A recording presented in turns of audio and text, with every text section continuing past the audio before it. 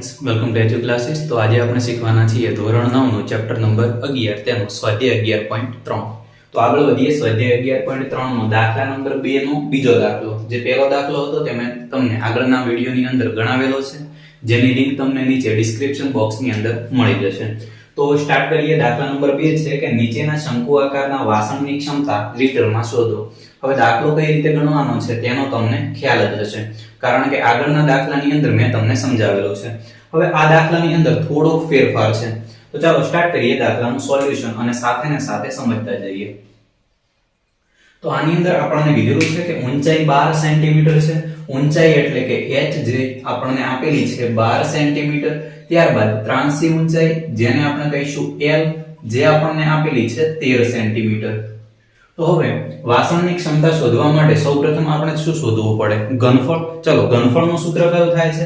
પહેલા હું તમને રફલી સમજાવી દઉં. ઘનફળનું સૂત્ર થશે 1/3 pi r² h. આની અંદર જરૂર કોની પડે છે? r અને h ની. તો h આપણને આપેલા છે, કોણ ખૂટે છે? r. તો સૌપ્રથમ આપણે શું શોધીશું? r. ચલો તો r આપણે કઈ રીતે શોધીશું? તો એનું પણ મેં સૂત્ર તમને સમજાવ્યું હતું.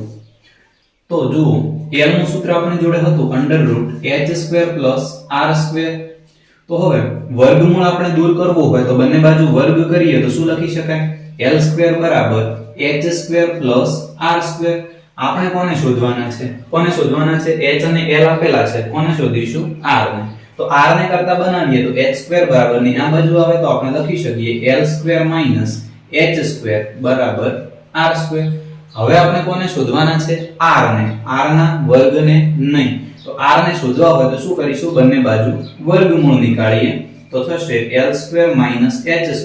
આની અંદર વર્ગ અને વર્ગમૂળ દૂર થઈ જાય તો r નું સૂત્ર આપણને કયું મળે છે? l² - h². ખ્યાલ આવી ગયો? ચલો તો સૌપ્રથમ આપણે r શોધી લઈએ. તો r બરાબર √l² - h². ચલો l ની કિંમત આપણને આપેલી છે, કેટલી છે? 13. તો 13 નો વર્ગ માઈનસ h ની જગ્યાએ 12 નો વર્ગ. ચલો 13 નો વર્ગ કેટલો થશે? 169. 12 નો વર્ગ કેટલો થશે? 144. બંનેની બાદબાકી કરીએ તો કેટલા વધશે? 25.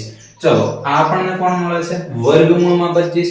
વર્ગમૂળ દૂર કરવું હોય તો શું કરીશું આપણે? તેનું વર્ગમૂળ નીકાળી લઈએ તો 25 નું વર્ગમૂળ કેટલું થશે? 5. તો r ની કિંમત આપણને મળે છે 5. પાછળ બધાની પાછળ એકમ સેન્ટીમીટર છે તો આની પાછળ પણ આવશે સેન્ટીમીટર. તો અહીં r આપણને મળી ગયા છે. હવે આપણે શું કરીશું? તેનું ઘનફળ શોધીશું. તો શોધીએ. શંકુનું ઘનફળ. ચલો તેનું સૂત્ર કયું આવશે? 1/3 pi r² h. તો 1/3 લખીએ. ચલો પાઈ ની કિંમત આપણે કઈ લઈશું? 22/7. r કેટલા આપેલા છે? તો r આપણે શોધ્યા હતા 5. તો મૂકી દઈએ 5 × 5. h આપણને કેટલા આપેલા છે? 12. તો મૂકી દઈએ 12. ચલો કોણ કેન્સલ થાય છે? 3 ચોક 12. એના સિવાય કોઈ કેન્સલ આઉટ થતા નથી. તો જુઓ, હવે આપણે ગુણાકાર કરીએ. પાયો 25, 25 ચોક 100. 100 × 22 એટલે કેટલા થશે? 2200. અને છેદમાં કેટલા વધે છે? 7. ચલો એકમ પાછળ કયો આવશે? સેન્ટીમીટર છે અને ઘનફળ શોધ્યું છે તો સેન્ટીમીટરનો ઘન.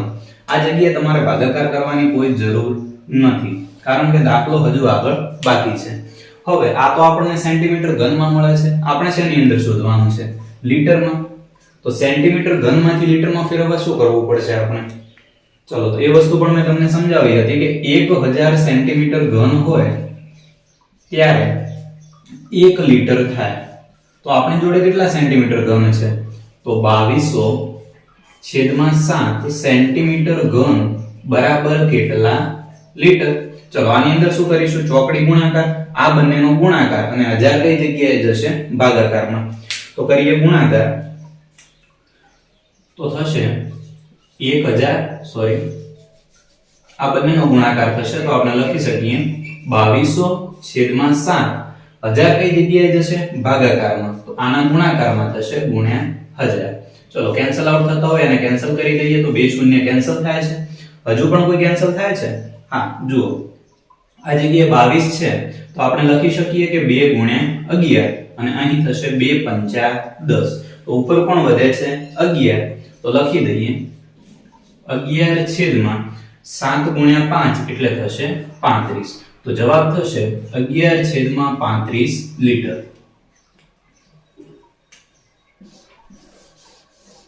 તો આ થશે તમારો ફાઇનલ આન્સર. તો અહીં સ્વાધ્યાય 11.3 નો દાખલા નંબર 2 નો બીજો દાખલો પૂરો થાય છે. દાખલાની અંદર તમને ખ્યાલ આવ્યો છે કે નથી આવ્યો તે મને કોમેન્ટની અંદર જરૂરથી જણાવજો. અને આ પછીનો જે દાખલો છે તે આ પછીના વિડીયોની અંદર અપલોડ થઈ જશે. Thank you.